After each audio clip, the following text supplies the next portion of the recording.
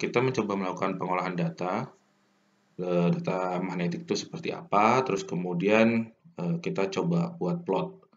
Nah, buat plotnya kemarin saya bebaskan begitu ya, dan mahasiswa berusaha. Ternyata dari yang sudah mengumpulkan mungkin eh, eh, belum sama lah, tapi setidaknya dari teman yang sudah mengerjakan ada beberapa yang mungkin bisa diambil pelajaran. Diambil pelajaran dalam artinya menambah wawasan dan harapannya segera bisa diikuti.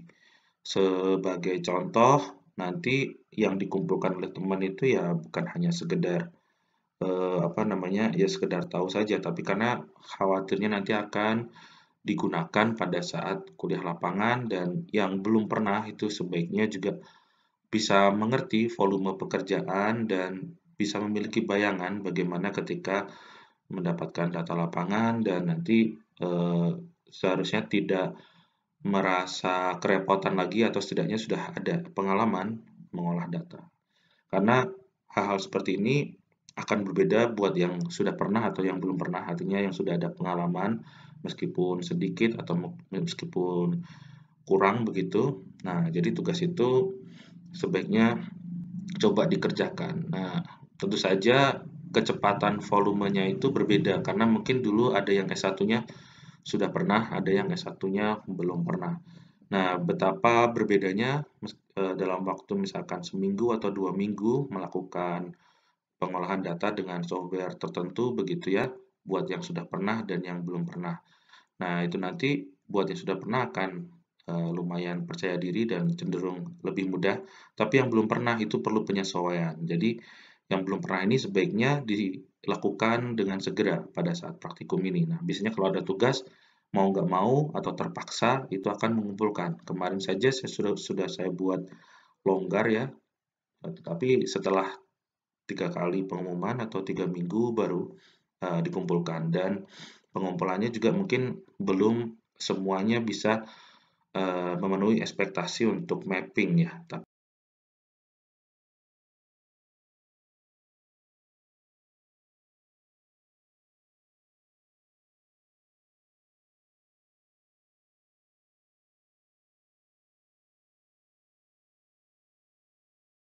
yang pertama ini mungkin yang dikerjakan Thomas. Ini kalau interpolasinya menggunakan kriging, jadi ini kalau nggak salah menggunakan software dari Oasis Montage mungkin atau software yang lain. Terus kemudian dari sini mungkin teman-teman yang lain itu juga bisa melihat ada interpolasi metode kriging. Ada juga yang ditunjukkan Thomas dengan metode yang lain seperti minimum kurvatur begitu ya. Nah, mungkin bisa sedikit dilihat perbandingannya, hasilnya kira-kira perbedaannya yang paling signifikan di bagian mana. Nah, kita sih berharapnya dari interpolasi itu terutama yang dilalui oleh titik itu tidak terlalu jauh berbeda antara interpolasi satu dan interpolasi yang lain. Biasanya kalau di area yang tidak ada data pengamatannya itu akan cenderung berbeda begitu ya. Ya mungkin ini di sini begitu ya. Nah, dari sisi besarnya skalanya itu bisa dicek lagi. Ini yang dikerjakan oleh Sarul. Jadi ini mungkin mirip seperti yang dikerjakan oleh Thomas. Mungkin ini ya mirip lah, tapi mungkin ada titik yang di sini yang tidak dimasukkan atau saya nggak tahu apakah ada titik yang diedit ya. Di sini sepertinya tidak ada titik itu atau mungkin belum sempat dimasukkan. Ya, terus kemudian dari pola interpolasinya kemungkinan besar ini ya hampir mirip saja. Nah, ini mungkin tampilannya sedikit berbeda. Kalau dari sisi angka ini mungkin lebih terlihat ya. Mungkin ini kalau kita coba zoom, nah ini juga sebenarnya cukup jelas ya dari angka ini. Berarti kualitas gambarnya cukup tajam. Ini juga udah cukup baik. Oke. Terus biasanya dalam pemetaan itu yang diperlukan itu ada eh, koordinat atau skala ya, paling nggak skala lah, minimal itu skala. Terus kemudian ada orientasi, skala warna dan ada satuannya begitu ya. Ini nanoteslanya ada di bagian bawah. Terus kemudian apa namanya? Kalaupun ingin lebih nyaman lagi, biasanya ada plot lokasi ya. Biasanya kalau ada nama geologi, misalkan jalan raya, sungai, atau gunung atau bukit, itu biasanya di area itu untuk sebagai georeference. Nah, itu saja untuk kalau yang lain kita cek di sini yang dikerjakan oleh Rizky ya. Ini Rizky masih sekitar dua loop lah kurang lebih ya.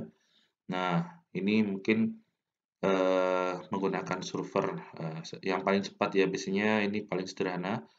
Jadi bisa saja digunakan untuk quick look gitu ya di lapangan untuk proses on-site processing begitu, untuk melihat siapa tahu oh ini ada yang masalah atau enggak, atau plotnya ada yang salah ketik atau apa begitu. Terus dari pola anomali itu bisa dilihat dengan cepat dengan ini. Terus kemudian yang di bagian tengah ini kan sebenarnya nggak ada data ya, jadi sebenarnya ini interpolasi yang kita masih ragu-ragu. Nah, makanya kalau spasial geomagnetik itu cukup rapat begitu ya, ada yang menggunakan spasi 25 atau spasi 50. Nah, jarak antara titik itu biasanya perubahannya cukup fluktuatif dibandingkan anomali yang gravity. Jadi dari sini mungkin kalau untuk mapping biasanya ini masih cukup sparse ya, terlalu jauh ya. Jadi biasanya ini agak kurang kurang baik. Makanya kemarin diminta kalau misalnya bisa loop-loop dari yang lain itu bisa digabung. Nah, kalau misalkan baru selama 3 minggu atau 3 kali saya minta itu baru 2, nah itu paling nggak sudah kebayang volume pekerjaan tuh seperti apa. Dan kan kita tidak mungkin kalau kuliah lapangan baru sampai pengolahan data yang 2 loop, terus kemudian sampai ke modeling itu lebih dari 3 minggu, itu baru data geometrik saja, belum data yang lain. Jadi itu apa ya, memberikan gambaran bahwa harus bisa ditingkatkan di produksi processingnya. Atau mungkin ini kemarin baru fokus ke loop yang didelegasikan saja. Padahal kemarin juga sudah teman-temannya juga udah dibagi itu supaya ada bisa di generate barang lah. Oke. Kemudian ini yang dari Wardani yang ini mungkin mirip seperti yang Rizky. Nah, 2 loop saja. Ini sepertinya juga dengan server, mungkin tipe skalanya kalau yang ini mungkin rainbow, kalau yang ini mungkin skala gravity kalau nggak salah yang di servernya. Terus ya hampir sama, sebarannya di sini masih kosong gitu. Artinya belum semua ya, masih cukup sparse.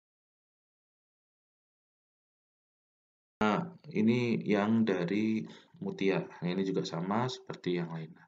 Nah, mungkin itu yang bisa saya sarankan ya. Ini sebenarnya ada tambahan lagi, kalau yang dari Mutia ini coba di blank ya, coba dibuat blank di sisinya, tetapi di sini tuh yang bagian bawah ini titiknya saya nggak tahu. Maaf, batuk lagi. Jadi yang di bawah ini siapa tahu ada titik yang di base, saya nggak tahu di sini. Tapi interpolasi yang mulai dari sini ke bawah itu kan kita tidak lihat ya. Jadi mungkin dari cara membuat blank ini mungkin nanti bisa dicek, terutama yang distribusi yang ada titiknya. Bahkan yang ini ada titiknya tapi areanya ini kepotong begitu ya. Mungkin tergantung juga dari ukuran gridnya. Nah, sedangkan kalau yang dari OSIS montage mungkin kalau titiknya cukup jauh, nah itu mungkin dia otomatis blank-nya ya, ada toleransi interpolasi yang menurut dia perlu ditiadakan begitu ya. Seperti contoh di sini, sepertinya ini kan anomalinya tinggi sekali, tetapi dari data sekitar itu kan tidak ada yang lebih tinggi dari yang warna merah ini, misalkan itu contoh. Ini juga bisa jadi tanda tanya kan, berdasarkan data ini tidak ada hanya dari sekelilingnya ini, sepertinya ada klosur begitu ya, jadi dia menduga saja atau interpolasinya seperti itu. Oke, nah ini sedikit, komentar tentang, pemetaan. Nah, sekali lagi saya menekankan buat yang, merasa, pekerjaan teman yang lain ada yang, bisa ditiru, nah itu sebaiknya segera dipelajari. Kalau semakin Anda tunda, nanti biasanya pada saat kuliah lapangan atau pada saat diperlukan itu nanti akan terkopoh-kopoh begitu ya, atau kurang waktu begitu ya.